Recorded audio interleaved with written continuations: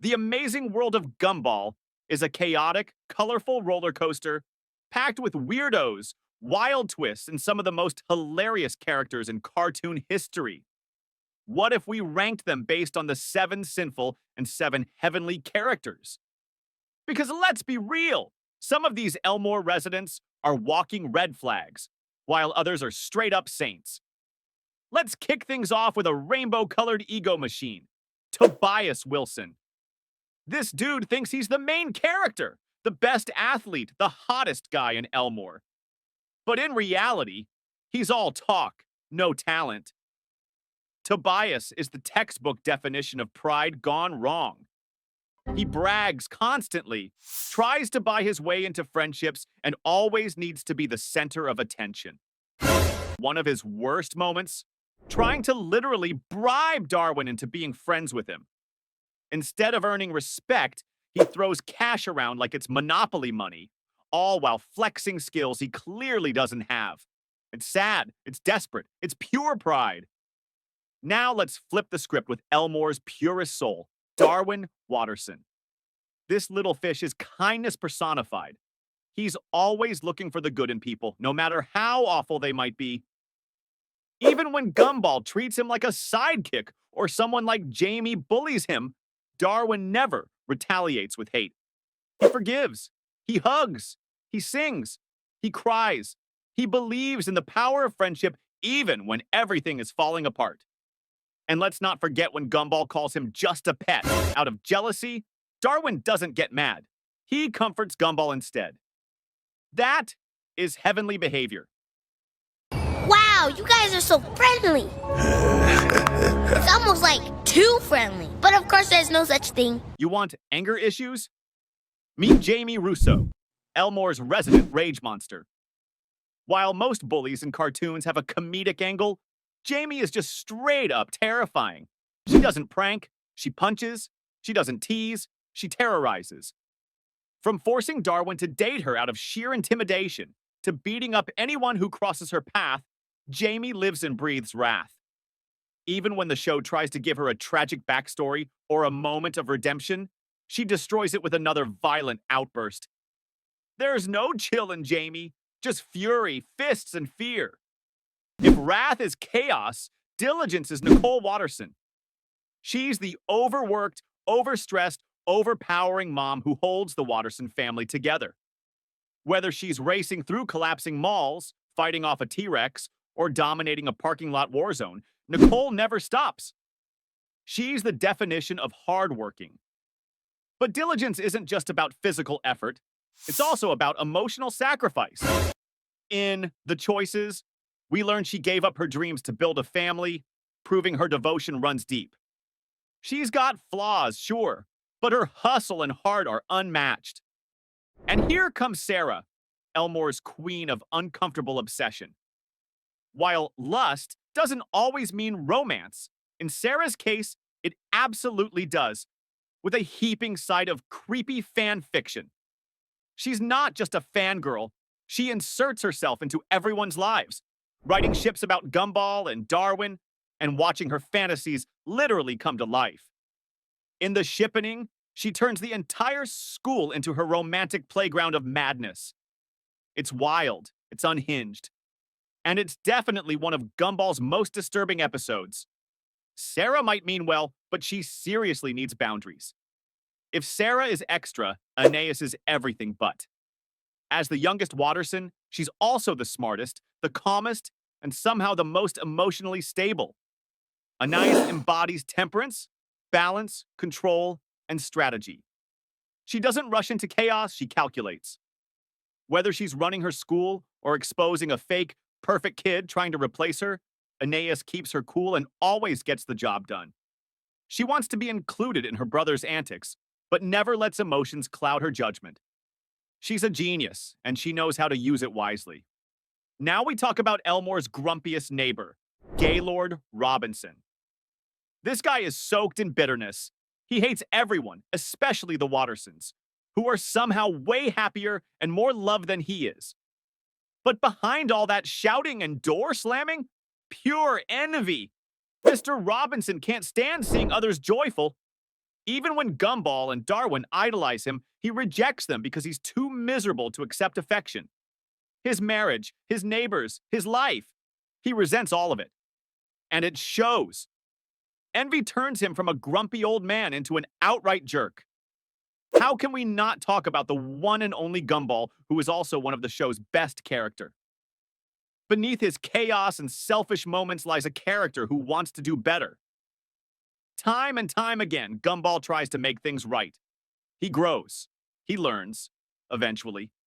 He apologizes when it counts. In episodes like The Father, Gumball steps up, not because he's forced to, but because he genuinely wants to help. That underlying willingness to change, to improve, and to love his family despite his flaws is what gives Gumball his second spot, this time on the heavenly side. Having trouble with that hypothetical future. Banana Joe might seem harmless. Just your average loudmouth class clown. But this fruit has a greedy streak. He always wants the spotlight, the attention, the last laugh. And he'll do anything to keep it. Being the class clown, Banana Joe is constantly cracking jokes or pulling stunts to get noticed. The problem? Most of his jokes fall completely flat. They're not just unfunny, they're annoying, embarrassing, or downright childish. He's also clumsy and not the brightest banana in the bunch, often hurting himself or saying something so literal it's hard not to cringe. In Season 1, Banana Joe was actually portrayed more as a bully than a comedian. His jokes weren't just bad, they were mean. In The Gee, he teases Gumball until he cries, and in The Curse, he delivers cutting insults just for laughs. It wasn't comedy, it was cruelty wrapped in appeal. But things changed starting in Season 2.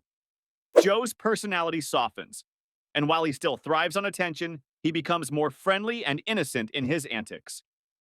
I know. Richard? A virtue? But hear me out. Beneath the laziness and food obsession, Richard is surprisingly selfless. He might not be the smartest, but he's generous to a fault. Whether it's giving away food, sacrificing comfort for his family, or just being emotionally open, Richard gives. He supports his kids' chaotic plans, cheers them on no matter how dumb it gets, and genuinely wants everyone to be happy. Charity isn't just about money, it's about heart. And Richard has way more than anyone gives him credit for. Tina Rex is one of the most physically dominant characters in Elmore, and she knows it. While she occasionally shows a softer side, her default personality is all about brute force and intimidation. Whether she's shaking down classmates or asserting dominance just for fun, Tina uses fear to control situations. She rarely has to raise her voice because her presence alone does the talking. It's not always out of malice, but her reliance on strength over empathy often makes her more of a menace than a mentor. Her arc teases growth, but intimidation remains her go-to move. Larry is Elmore's most overworked, underappreciated citizen. He runs literally every business in town, yet no one respects him. While he doesn't outwardly sin the way others do, he embodies one of the darkest emotional states: despair. He's defeated. He's tired. He's given up hope that anything will change. And who can blame him? The moment he takes a break, the town collapses into chaos. Despite his bitterness, Larry keeps going, and there's something tragically human about that. He's a mirror to what burnout looks like. And in that way, he's both pitiful and powerful. If Mr. Robinson is envy, Margaret Robinson is pure bitterness. She might not shout as much, but her passive-aggressive energy could wither a cactus. Margaret constantly complains, glares, and grumbles her way through life, usually dragging others down with her. She resents her husband, dislikes her neighbors, and radiates disapproval like it's her full-time job. Margaret rarely lifts a finger to help anyone unless there's something in it for her. Her attitude towards joy, fun, and spontaneity? Total disdain. Instead of supporting others, she stifles them. Margaret isn't loud like Jamie or aggressive like Tina, but her quiet negativity poisons every scene she's in. The last heavenly character we definitely cannot forget is Carrie Kruger. As a ghost and a stereotypical emo, Carrie often hides behind apathy and misery. In The Ghost, she even claims pain is the only emotion she can feel. Her deadpan humor, love for the macabre, and sarcastic demeanor mask a deeper fear of vulnerability. Despite floating through life as a self-proclaimed loner, Carrie isn't your typical emo stereotype.